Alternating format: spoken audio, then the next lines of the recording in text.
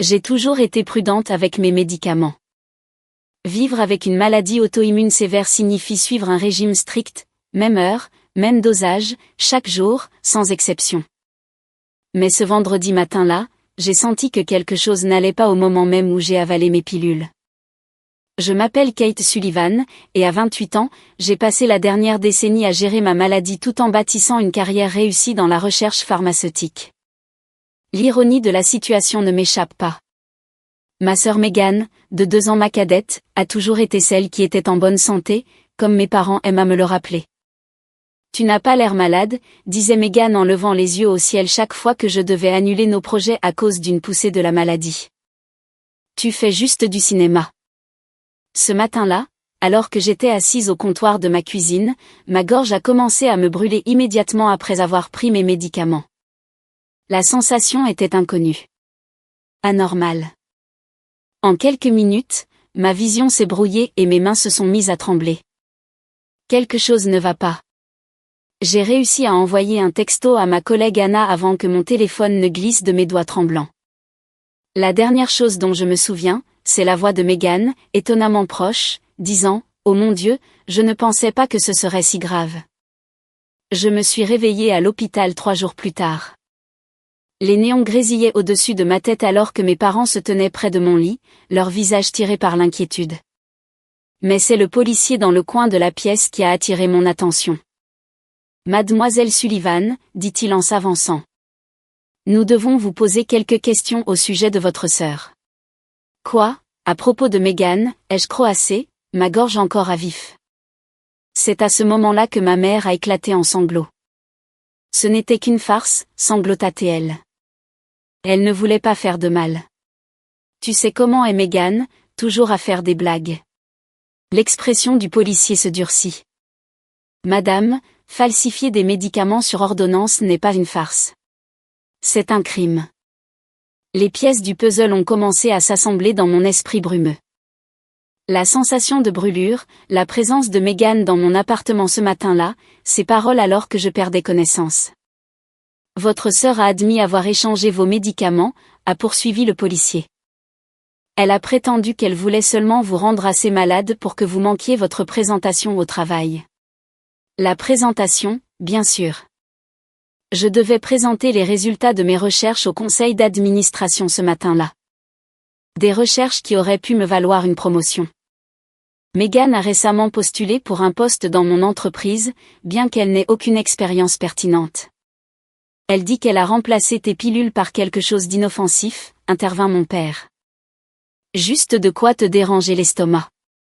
Elle ne le voulait pas, nous avons renvoyé des échantillons du médicament original et de ce qui a été substitué pour analyse, le coupa le policier. Les résultats devraient bientôt arriver. Mes parents ont passé l'heure suivante à essayer de me convaincre d'abandonner toute poursuite. C'est ta sœur, a plaidé ma mère. La famille pardonne. Mais alors que j'étais allongée là, des tubes parcourant mes bras, des moniteurs bipant régulièrement à mes côtés, je ne pouvais chasser le souvenir de la voix de Megan. Je ne pensais pas que ce serait si grave. Pas, je ne voulais pas te faire de mal, ou, je suis désolée. Elle savait exactement ce qu'elle faisait. Anna m'a rendu visite ce soir-là, apportant mon ordinateur portable avec une expression sombre. Kate, dit-elle doucement. Il y a quelque chose que tu dois savoir. Le poste pour lequel Megan avait postulé. Il a été pourvu hier. Par moi. Les pièces se sont emboîtées encore plus précisément. Megan n'avait pas seulement voulu que je manque la présentation. Elle voulait saboter ma carrière à un moment crucial. Elle avait toujours été en compétition avec moi, avait toujours été amère de mon succès malgré mes problèmes de santé. Ta sœur a raconté à des gens de l'entreprise que tu es trop malade pour travailler, continua Anna, que la famille s'inquiète de ta capacité à gérer les responsabilités. Avant que je puisse répondre, mon téléphone a vibré, un texto du laboratoire de l'hôpital. Les résultats préliminaires des analyses de sang étaient arrivés. Ce que j'ai lu m'a glacé le sang. Appelez le policier, ai-je dit à Anna, mes mains tremblant maintenant pour une autre raison. Ce n'était pas juste une farce. Les tests. Le rapport de toxicologie a révélé des niveaux de warfarine, un puissant anticoagulant, dans mon système. Ce n'était pas une blague inoffensive pour causer des maux d'estomac. C'était calculé. La warfarine, mélangée à mes médicaments auto-immuns, aurait pu me tuer. En tant que chercheuse en pharmacie, je savais exactement à quel point cette combinaison était dangereuse, et Megan le savait aussi. Votre sœur a obtenu un diplôme de préparatrice en pharmacie l'année dernière, n'est-ce pas? A demandé l'inspecteur Roberts, en consultant ses notes dans ma chambre d'hôpital. J'ai hoché la tête, me souvenant comment nos parents l'avaient félicitée d'avoir enfin trouvé une voie professionnelle, même si elle n'avait jamais réellement travaillé dans le domaine. Elle aurait appris les interactions médicamenteuses, ai-je dit doucement. Elle savait exactement ce qu'elle faisait. Confrontée aux résultats toxicologiques, les arguments de mes parents pour défendre Megan ont finalement commencé à se fissurer. Maman était assise dans le coin de ma chambre d'hôpital, serrant son sac à main, secouant la tête avec incrédulité. Papa regardait simplement par la fenêtre, les épaules affaissées par la défaite. Ce doit être une erreur, murmura maman. Megan ne ferait pas ça. Elle ne pourrait pas, mais elle l'avait fait. Les preuves étaient irréfutables. Les enregistrements de vidéosurveillance de mon immeuble montraient Megan entrant dans mon appartement à 6 heures du matin ce jour-là, utilisant le double des clés qu'elle avait empruntées des mois auparavant. Elle y est restée exactement 7 minutes, assez longtemps pour trafiquer mes médicaments. Ce qui m'a brisé, ce n'était pas la trahison elle-même, mais les textos que la police a trouvés sur son téléphone. Des messages à son amie où elle se moquait de son plan. Kate a toujours été la spéciale à cause de sa maladie. Voyons comment elle gère le fait d'être vraiment malade pour une fois. Peut-être que si elle rate cette présentation, les gens verront enfin qu'elle n'est pas si parfaite. Ne t'inquiète pas, je sais exactement quoi lui donner. Ça la rendra juste assez malade pour manquer le travail. Pas de dommages permanents, probablement. L'inspecteur Roberts m'a montré les messages pendant que mes parents prenaient un café. Mademoiselle Sullivan, dit-il doucement. Ce niveau de préméditation change la donne. Votre sœur risque de lourdes accusations. J'avais du mal à réaliser. La sœur qui m'avait tenu la main lors des rendez-vous chez le médecin quand nous étions enfants, qui m'avait défendu contre les brutes au lycée, avait délibérément essayé de me faire du mal, tout ça à cause de la jalousie professionnelle. Anna est revenue, apportant des nouvelles encore plus dérangeantes du bureau. Megan a raconté à tout le monde que tu as fait une dépression nerveuse, dit-elle, le visage crispé de colère. Elle prétend que tu as mélangé tes propres médicaments parce que tu es instable. Et certains la croient. C'était la spécialité de Megan, tisser des récits, se faire passer pour l'héroïne ou la victime, selon ce qui l'arrangeait. Elle l'avait fait toute notre vie, mais jamais avec des enjeux aussi élevés. La psychiatre de l'hôpital est passée, non pas pour m'évaluer, mais pour partager ses observations professionnelles. Le comportement de votre sœur montre un schéma d'escalade inquiétant, expliqua-t-elle. Commençant par de petites compétitions, passant au sabotage, et finalement à la violence physique. Sans intervention, ce schéma s'aggrave généralement. J'ai pensé à tous les accidents au fil des ans. Mes notes de recherche qui disparaissaient avant des échéances importantes. Ma voiture qui avait mystérieusement des problèmes avant des entretiens d'embauche. Même mon café qui avait un goût étrange les jours de réunions importantes. Combien de fois Megan avait-elle essayé de me faire du mal avant cela? Puis sont arrivées les images de vidéosurveillance de la pharmacie où Megan travaillait à temps partiel. On la voyait empocher des médicaments, y compris de la warfarine, quelques jours avant l'incident. L'inspecteur a dit qu'elle planifiait cela depuis des semaines. Mes parents ont finalement cessé de me supplier de pardonner et d'oublier. Les preuves étaient trop accablantes, l'intention trop claire. Maman s'est complètement effondrée en voyant les images de la pharmacie. J'ai permis que cela arrive, sanglota-t-elle.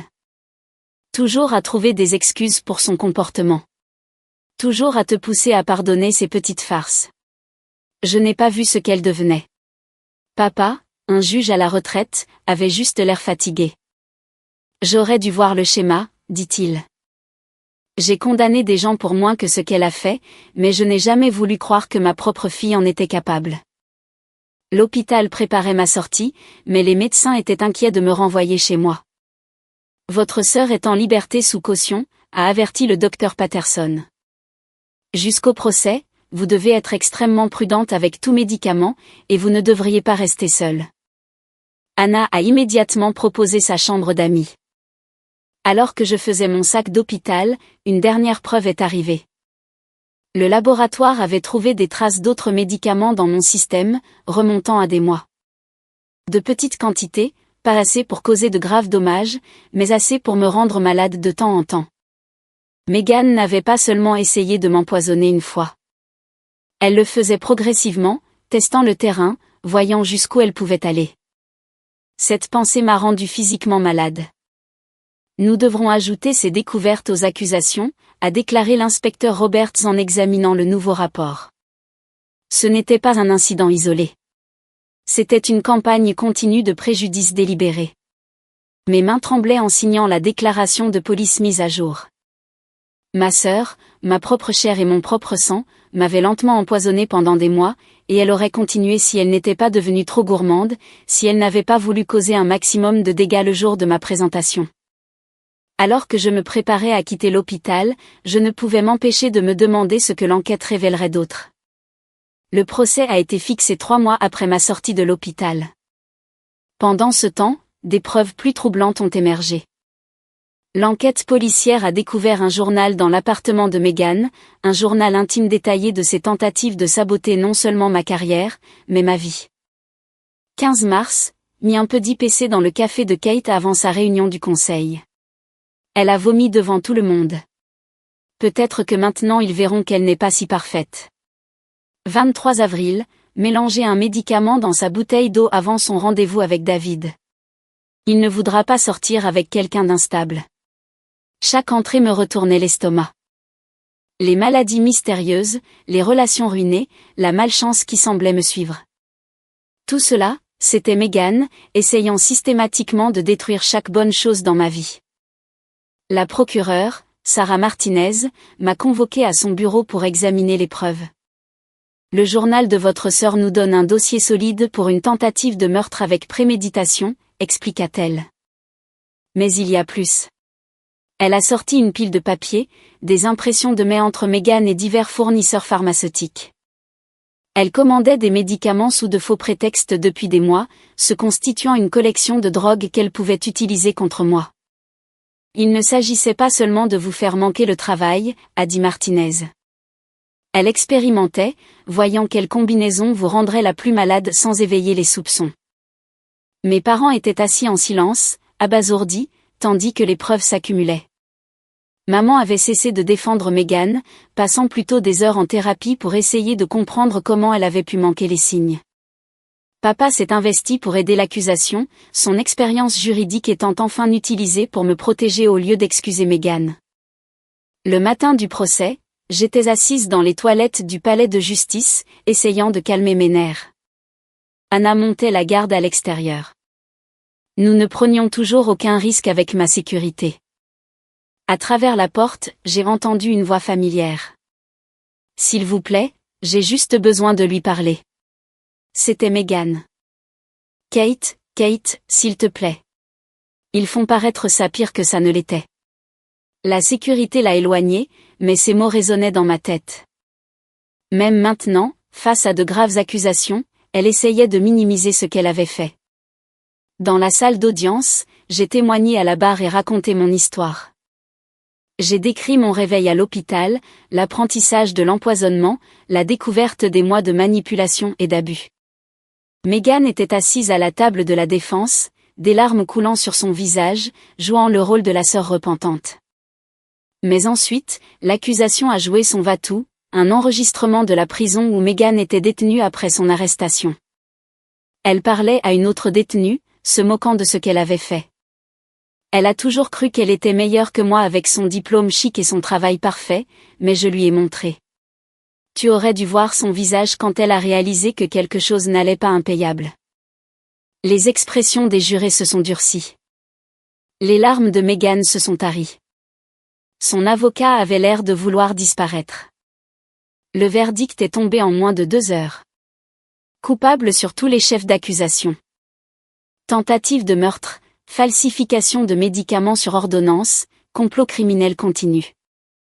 Le juge, examinant les preuves accablantes de préméditation et le manque de remords, l'a condamné à 15 ans de prison. Vos actions montrent un schéma inquiétant de malveillance calculée, a-t-il dit.